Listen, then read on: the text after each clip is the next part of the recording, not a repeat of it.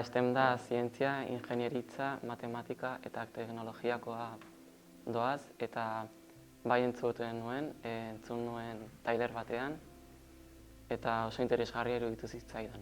Bueno, niri matematikak eta horrela ez zaizkit asko gustatzen, baina zientzietako gauzak, biologia edo fiki edo horrela, iruditzen zaizkit gauza asko oso interesgarriak, orduan nola nire intriga pizten dute.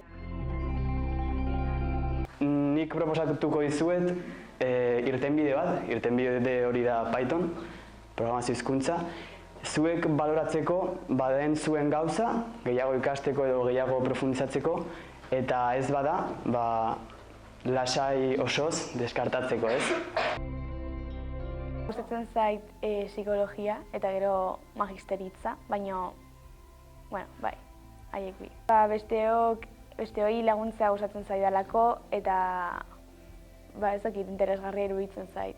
Ni nahi dut izan suhiltzailea, baina ez dakit oso.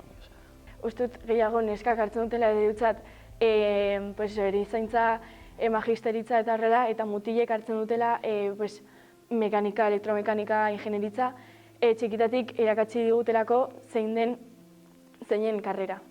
Orain aldatzen hasi da, baina egia da, gu txikiak ginenean askotan ni irakasle neskak izan ditut, ez ditut irakasle mutilik izan, bakarrik gorputz heziketakoa, orain arte, institutuan bai pino. Eta serietan eta horrela beti baziren neskak, irakasleak edo erizainak. Neskei eta mutilei esatea ikasi aldutela nahi duten gauza, ez dutela gauza bat ikasi behar mutila da neska izateagatik, eta uste dut tailerrak egite eta esatea ongi dagoela.